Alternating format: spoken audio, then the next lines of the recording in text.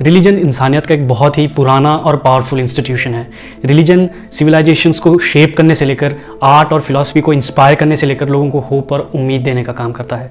लेकिन जैसे रिलीजन की एक पॉजिटिव साइड है, वैसे ही एक नेगेटिव साइड भी है जो कि लोगों को बहुत ज़्यादा डिस्टर्ब कर देती है कभी कभी, और इन जनरल पूरी सोसाइटी को। रिलीजन के नाम पे लोग कभी कभी अजीबोगरीब बिलीव्स में फंस जाते हैं, जिसकी वजह से वो कभी कभी खुद की और दूसरों की जान भी ले लेते हैं। पर सवाल ये है कि पढ़े लिखे समझदार लोग भी रिलीजन के नाम पे बेवकूफ़ बनते हैं। सबसे पहली बात, इंसान को लाइफ में सर्टिनिटी चाहिए होती है। इंसान को ज़िंदगी में बड़े सवालों का जवाब चाहिए होता है, जैसे कि मैं कौन हूँ, मैं कहाँ से आया हूँ, या मौत के बाद क्या होगा। इन सब सवालों का जवाब हमें रिलीजन देता है, इस तरीके से जिस तरीके से साइंस, फिलॉसफी या सेल्फ इंट्रोस्पेक्शन नहीं दे पाते, जिसकी वजह से लोग रिलीजन पे ज़्यादा बिलीव करते हैं कई बार as compared to science and other things that makes more sense scientifically. और इस चीज़ की वजह से वो लोग मैनिपुलेशन के लिए बहुत ज़्यादा वल्नरेबल बन जाते हैं। फॉर एग्जांपल 1997 में हेवंस गेट कल्ट के 39 मेंबर्स ने खुद को मार दिया था इस बिलीफ में कि मरने के बाद वो किसी कॉमेट के पीछे आने वाले स्पेस में घुसकर कॉन्शियसनेस के हायर लेवल पे पहुंच जाएंगे। ऑल्दो वो सभी लोग वेल एजुकेटेड थे, लेकिन उनका ये बिलीफ उन्हें इस अब्सर्डिटी को देखने से रोक रहा था। और ये सिर्फ छोटे कल्ट्स तक ही सीमित नहीं है, ये मेन स्ट्रीम रिलीजन्स में भी बहुत देखा जाता है। फॉर एग्जाम्पल पुराने टाइम में लोग औरतों को इसलिए मार देते थे क्योंकि वो उन्हें डायन समझ लेते थे। Let's understand this with real example. 1942 में सैलम विचक्राफ्ट ट्रायल्स में कुछ रिलीजियस लीडर्स ने एक औरत को सिर्फ इसलिए मार दिया था क्योंकि वहाँ के किसी प्रीस्ट ने ये सपना देखा था कि वो औरत एक विच है, और उस टाइम पे किसी औरत को विच साबित करने के लिए बस एक बच्चे की गवाही या किसी का सपना ही काफ़ी होता था।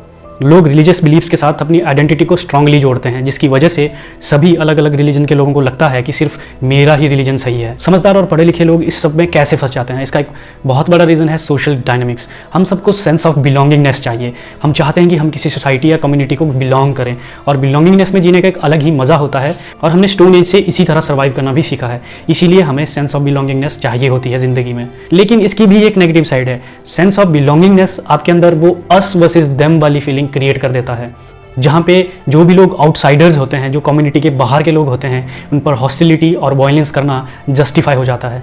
और पुराने टाइम में रिलीजन के नाम पे बहुत सारी वॉर्स हुई हैं। जैसे 11th सेंचुरी से लेकर 13th सेंचुरी तक क्रिश्चियंस ने इस्लामिक लोगों पे अटैक कर लिया था, क्योंकि क्रिश्चियंस का मानना था कि उन्हें अपने होली लैंड को वापस रिक्लेम करना है, और इसीलिए उन्होंने करोड़ों लोगों की जान ले ली, और वो भी सिर्फ एक बिलीफ के नाम पे, जिसे उन्होंने अपने डिवाइन मिशन का हिस्सा बना लिया था। इसे एक और रियल लाइफ एग्जाम्पल से समझने की कोशिश करते हैं। 1978 में जॉन्सटाउन ट्रेजेडी हुई थी, जहाँ पे एक व्यक्ति ने 1000 लोगों को मास सुसाइड करने पे कन्विंस कर दिया था। उसने सबसे पहले इक्वालिटी और जस्टिस के नाम पे लोगों को अट्रैक्ट किया, और बाद में कुछ लोगों को मिला के एक कल्ट को बनाया। उसने उस मास सुसाइड को इस तरीके से जस्टिफाई किया कि ये एक एक्ट ऑफ फेथ है, और गॉड इस चीज़ से खुश होगा कि वो गॉड पे इतना ज़्यादा भरोसा करते हैं, और उन सभी लोगों ने उसकी बात मानकर सुसाइड कर लिया। जब लोग करिज्मेटिक लीडरशिप और क्लोज्ड ऑफ कम्युनिटी के झांसे में आ जाते हैं, तो इरेशनल बिलीव्स पे यकीन कर लेना आसान हो जाता है। फियर का एक्सप्लॉयटेशन भी एक बहुत बड़ा मेजर फैक्टर है। जहन्नुम का डर, डिवाइन पनिशमेंट का डर, या कम्युनिटी के नॉर्म्स को फॉलो ना करके कम्युनिटी से बाहर हो जाने का डर, ये सब फियर लॉजिक को ओवरराइड कर सकते हैं। फॉर एग्जाम्पल 2002 में नाइजीरिया में जब शरिया लॉ लागू होने वाला था, तो क्रिश्चियंस और मुस्लिम्स के बीच कुछ वायलेंट क्लैशेस हुए।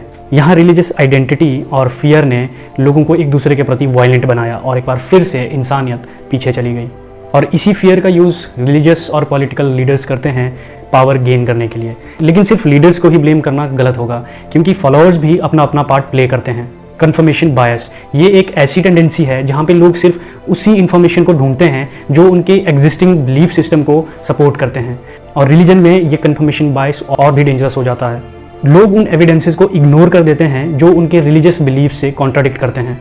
लोग ऐसे सूडो साइंटिफिक क्लेम्स को एक्सेप्ट कर लेते हैं जो उनके रिलीजियस बिलीफ सिस्टम को सपोर्ट करते हैं। इसीलिए कुछ लोग साइंटिफिक कॉन्सेप्ट जैसे इवोल्यूशन, या फिर यूनिवर्स की शुरुआत कैसे हुई, या ये अर्थ कैसे बनी, इन सब से रिलेटेड जो भी साइंटिफिक एविडेंसेस हैं, कुछ लोग अभी भी उन्हें रिजेक्ट करते हैं, और वो लोग अभी भी अपने रिलीजियस टेक्स्ट के जो लिटरल इंटरप्रिटेशंस हैं उन्हीं पे चिपके हुए हैं। यहाँ समझना ये ज़रूरी है कि ज़्यादातर रिलीजन इनहेरेंटली हार्मफुल नहीं होते। प्रॉब्लम तब शुरू होती है जब रिलीजन पर्सनल ग्रोथ का गाइड ना बनकर सिर्फ कंट्रोल का टूल बन जाता है। प्रॉब्लम तब शुरू होती है जब रिलीजियस रिचुअल्स जेन्युइन स्पिरिचुअलिटी को रिप्लेस कर देते हैं, जब डॉगमा कंपैशन को ओवरराइड कर देता है, या जब लीडर्स अपने फॉलोअर्स को वेल्थ और पावर के लिए एक्सप्लॉइट करते हैं। लोग धर्म के नाम पे इसीलिए बेवकूफ़ बनते हैं क्योंकि उन्हें सर्टिनिटी, बिलोंगिंगनेस और प्रोटेक्शन फ्रॉम फियर चाहिए ज़िंदगी में, और ये सब उन्हें अक्सर अपनी रीजनिंग के कॉस्ट पर मिलता है। करिज्मेटिक लीडरशिप, सोशल प्रेशर और कन्फर्मेशन बायस की वजह से लोग वल्नरेबल बन जाते हैं। लेकिन ट्रू एनलाइटनमेंट तब आती है जब लोग रिलीजन को कंपैशनेट हार्ट और क्वेश्चनिंग स्पिरिट के साथ प्रैक्टिस करते हैं। हम फेथ को रिजेक्ट नहीं कर रहे हैं, हम उसे रीफाइन कर रहे हैं। आखिर में रोशनी अंधी भक्ति में नहीं और हार्ड क्वेश्चंस पूछने में, अपने बिलीफ को चैलेंज करने के करेज में मिलती है।